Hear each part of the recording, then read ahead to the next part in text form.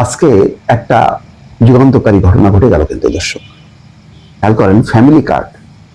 আমারও কেন জানি মনে হতো যে এটা বোধহয় কথার কথা, এটা চালু করা খুব কঠিন, কোথা থেকে বাজেট পাবে, টাকা পাবে, এটা কি সম্ভব কিনা। আজকে তারেক রহমান কড়াইল বস্তিতে এই ফ্যামিলি কার্ড উদ্বোধন করছে, চালু করছে এবং প্রাথমিক পর্যায়ে 37,567 পরিবারকে দেওয়া হচ্ছে। আমার কল্পনা ছিল যে ক্ষমতা আসার পর প্রথম বছরে হয়তো পরীক্ষামূলকভাবে 10-20 হাজার চালু করবে, অর্থাৎ চালু করলো, তারপরে এটা বিভিন্ন সরকার আসবে যাবে, হয়তো আগামী 5 বছর 10 বছরে সম্ভব। তো তারেক রহমান দেখলাম যে পর্যায়ক্রমে আগামী 5 বছরে 4 কোটি পরিবারকে ফ্যামিলি কার্ড দেবে সরকার। এটা কিন্তু অনেক বড় মানে রাজনৈতিক ডেডিকেশন এবং সাহস, কি বলবো, না থাকলে এটা ঘোষণা করা সম্ভব না। শেখ হাসিনার সাহস ছিল, যার জন্য ওই পদ্মা সেতু করতে পারছে, ফ্লাইওভার করতে পারছে। তারেক রহমান বা বিএনপির কথা ছিল যে তারা আর এই মেগা প্রকল্প করবে না, মেগা প্রকল্পের নামে এই লুটপাট আর করবে না, যথেষ্ট হয়েছে। এখন মানুষের কল্যাণে কিছু করা দরকার। এই ফ্যামিলি কার্ড, কৃষক কার্ড, এগুলি তো নির্বাচনের আগে তারেক রহমানের প্রতিদ্বন্দ্বী রাজনৈতিক দলগুলো প্রত্যেকে বলছিল যে এটা ফলস, এটা সম্ভব না, এটা গাঁজাখুরি। কিন্তু দেখেন ক্ষমতায় আসার 15-20 দিনের মাথায় চালু করে দিল। বলছিল ঈদের আগে, এই ঠিক ঈদের, তাও এখনো 10 দিন বাকি আছে, চালু করে দিল। এই ফ্যামিলি কার্ডে 2,500 টাকা বড় কথা না, এবং একজন দায়িত্বশীল মন্ত্রী সম্ভবত বললেন যে এই ফ্যামিলি কার্ডের এই টাকার পরিমাণ আরো বাড়ানো হবে, অর্থাৎ প্রাথমিকভাবে যদি 2,500 টাকাও দেওয়া হয়, একটা ফ্যামিলি কার্ডে একজন নারী তার মালিক হওয়া মানে বোঝেন, নারীকে ক্ষমতায়িত করার, আমরা মুখে মুখে বলি, এটি হচ্ছে আসল।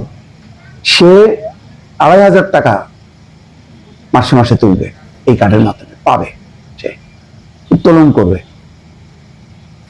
সে 1 দিন 2 দিন 3 দিনের জন্য হলো একটা গরিব পরিবার, সে সংসারের খরচ নির্বাহ করবে। ধরেন যদি মনে করি যে 500 টাকায় সে বাজার খরচ হয় একদিনের, তাহলে অন্তত 5 দিন সে কন্ট্রিবিউট করতে পারবে। এটা কি কম?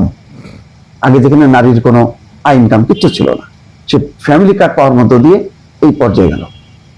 এটা অনেক মানে মনে হচ্ছে যে এটা এমন কি, এটা অনেক বড় কিছু।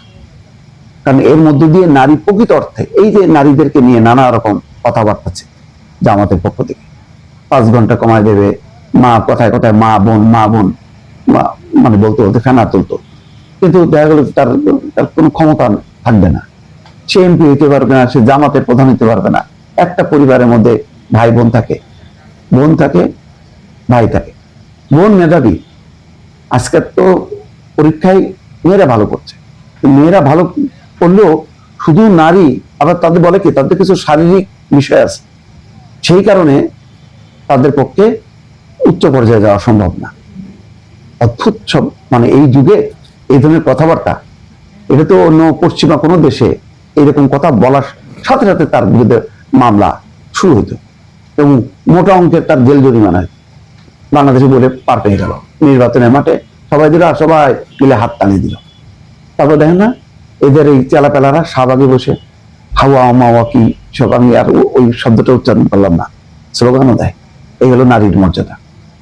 নারীর মর্যাদা, ক্ষমতা কাকে বলে, এটা হচ্ছে ফ্যামিলি কার্ড তার প্রথম। এটাই হচ্ছে আসল জিনিস। এইটা যে কি কাজে দেবে, এটা পরে বুঝতে পারবে। দেখেন শেখ হাসিনাও যে ওই যে বিধবা ভাতা, বয়স্ক ভাতা, মুক্তিযোদ্ধা ভাতা, এই সম্প্রদায়গুলো কিন্তু শেখ হাসিনাকে ত্যাগ করেনি, এখনো পর্যন্ত শেখ হাসিনাকে মনে করে।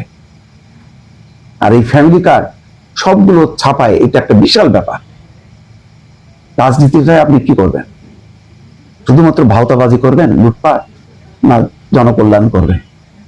এই যে আমরা ট্যাক্স দিই, আমাদের ট্যাক্সের টাকা কোথায় যায়? সামরিক খাতে যায়, পুলিশ এই সমস্ত, এদেরকে তো খুশি, আমলাদেরকে পোষা হয়, বিদেশ সফর হয়, কিন্তু আমার ট্যাক্সের টাকা কি গরিবের কাছে যায়? না। এই ফ্যামিলি কার্ডের মধ্য দিয়ে সেটা যাওয়া শুরু করলো, বলে আমি হ্যাপি, আমি আরো ট্যাক্স দেব। কারণ আমি যখন দেখবো যে আমার টাকা ওই আমলা, তারপরে কি বলে বিদেশ সফর, ভোগবিলাস, ওইগুলিতে না যে যখনই কি গরিবের কাছে যাই তখন আমি উৎসাহিত, তখন আমি এই কাজটা করি। এইটা একটা যুগান্তকারী ঘটনা। আবারও বলি, কাউকে পাম মারার জন্য না বা প্রশংসা করার জন্য না, যেখানে যেখানে সমালোচনা হবে সেখানে আমি করবো। কিন্তু আমি বলছি, যেমন ওই যে মামুনকে যেভাবে দফায় দফায় পিটায় পুলিশের হাতে থানায় ফেলে দেওয়া হলো, যেটা কে স্বরাষ্ট্রমন্ত্রী বলতেছে এটার মধ্যে সে মব দেখতেছে না, আমি মব দেখতেছি, উনি না দেখতে পারেন। সমালোচনা কোনো আপোষ করব না। সমালোচনা না করা মানে একটা সরকারকে ধ্বংসের দিকে ঠেলে দেয়া। আমি আগেও সমালোচনা করছি, এখনো সমালোচনা করছি। যেখানে প্রশংসা করার দরকার সেখানে প্রশংসা করব। জানা রাখলাম দর্শক।